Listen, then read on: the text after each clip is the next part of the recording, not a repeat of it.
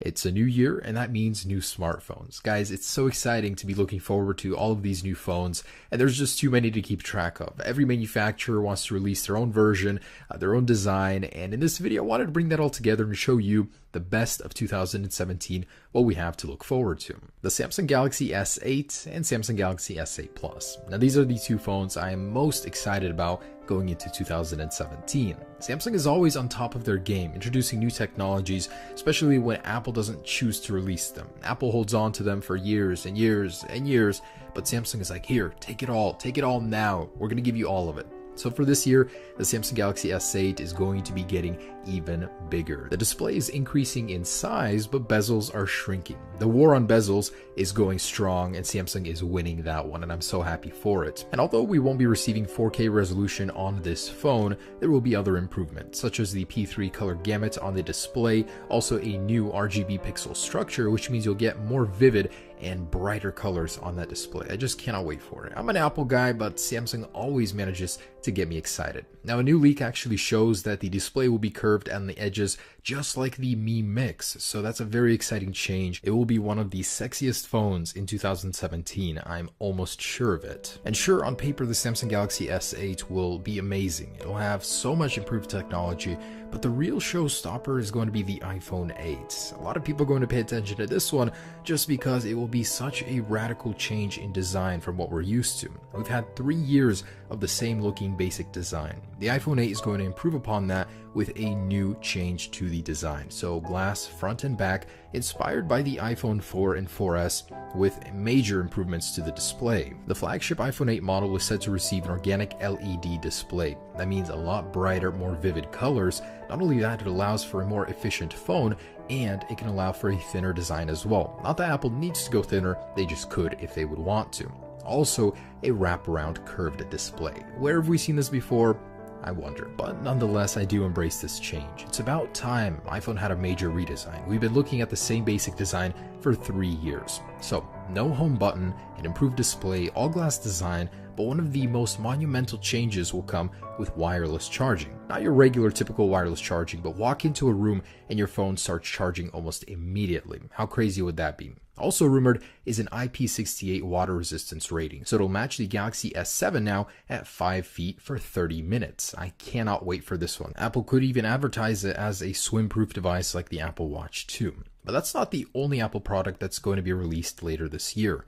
Also, the iPhone 7s. So although the iPhone 8 will be the larger flagship model, Apple will want to introduce 2 cheaper models as well for everyone that doesn't want to go all out. Now these will be an LCD equipped iPhone 7 upgrade. Basically the S means speed. So it'll be a much faster version of the iPhone 7, but mostly internal changes. Although it is said to receive a stainless steel chassis, it'll be the same overall design. It's unlikely that this model will have wireless charging, but it'll basically be a simple upgrade for people that don't want an organic LED curved edge iPhone. It'll be a more sensible phone for daily users. And over the optimists out there, this one will not have a headphone jack. Once Apple's made a decision like that, they're not going back. It'll keep the home button just like the iPhone 7.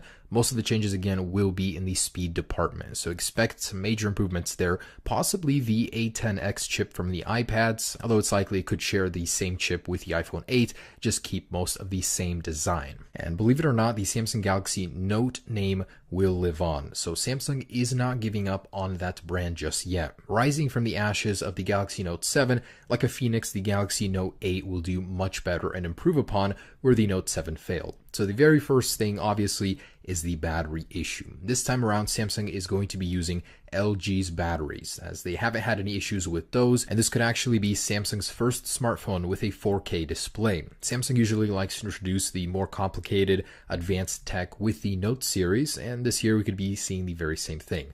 Also, the new S Pen 2 with a built-in speaker, possibly to produce some kind of noise, or like mimicking an actual pen, possibly. And as always, this is Samsung's powerhouse, so they want to make sure it is powered properly. This time they will be using the Snapdragon 835 processor Exynos in certain markets, of course, and 6 to 8 gigabytes of RAM. No businessman has time for lag. And man, LG does not like to give up. So the G5, this was a smartphone that didn't do particularly too well. It was that modular phone that you can actually swap out the bottom for and introduce new features. Now, it was a great concept. Why would this phone fail and not sell very well? Well, the only problem was with a phone like this, where the whole marketing scheme is that you can add modules to the phone.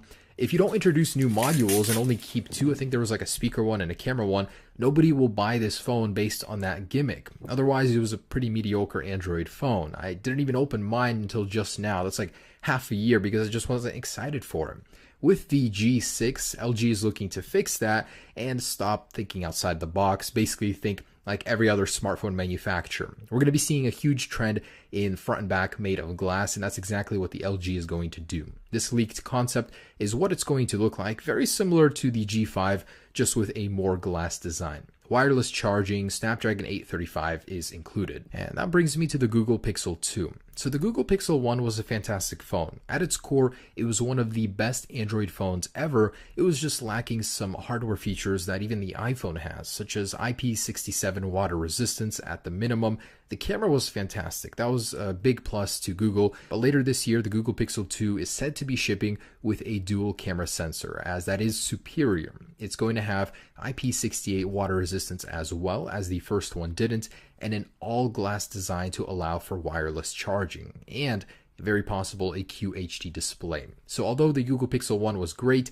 these areas the Google Pixel is going to improve on and make for a much better stock Android phone. The Snapdragon 835 and 6 gigabytes of RAM is rumored. So concepts that have leaked or renders have shown a glass back design that would allow for wireless charging and a more tougher look for the borders. I actually do kind of like it. So that's the Google Pixel 2. And that brings me to the next OnePlus phone. I mean, it should be called the OnePlus 4, right? The old one was OnePlus 3 and 3T. But no, it actually might be called the OnePlus 5, as in Chinese culture, number 4 is considered unlucky, and this is a phone with its main audience being China. But I gotta say, OnePlus as a company is fantastic. They make sure you can get the best possible experience. They have really fast software updates, and the hardware is always top notch for a very reasonable price. And which other smartphone manufacturer do you know of that releases an update halfway through its cycle just to make the CPU faster, as they did with the 3T? This one is rumored to have the Snapdragon 835 and a massive 3500 milliamp battery, and of course the next generation dash charge that'll allow you to get so much charge just within 15 minutes, over 50%. This is a phone that competes in the mid-tier price range, but it's a bargain. These phones can usually put high-end models to shame. And this could finally be the year the future arrives with foldable smartphones. Late this year, Samsung is set to release its smartphone that can fold in half to serve a dual purpose, both a tablet and a smartphone. They've been developing this for 4 years, and this could finally be the year we could see it in our hands. Now, the run will be limited to 100,000 units, as it's more of a concept, testing the waters, seeing how people react to a phone like this.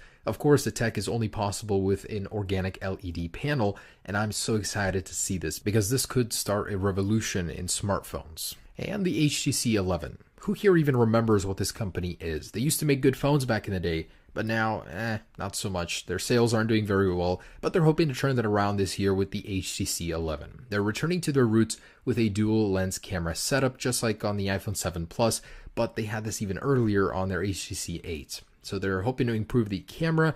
The design itself could have a wireless charging compatible back with a glass design, and in general, they will be evolving the design that they had before. This is a leaked concept of the HTC 11. Nokia. Look who's back. They finally decided to pull their head out of Microsoft's ass and release a real Android phone. It's no wonder this thing sold out within a minute when it went on sale in Chinese markets. Now, this is a budget phone. It's about $250. But for the price, it's quite amazing what they managed to stuff inside of it.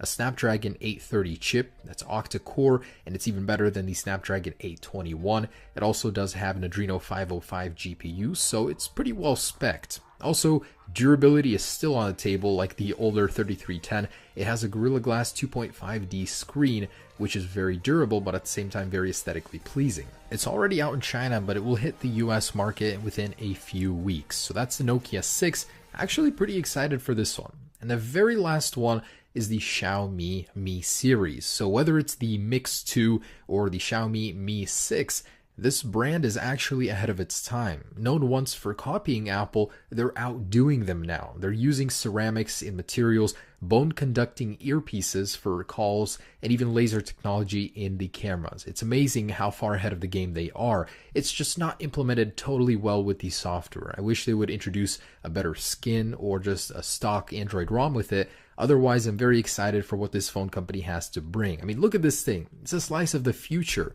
The borders, no bezels, it's just stunning. I cannot wait to see what they bring out next. And that's just a quick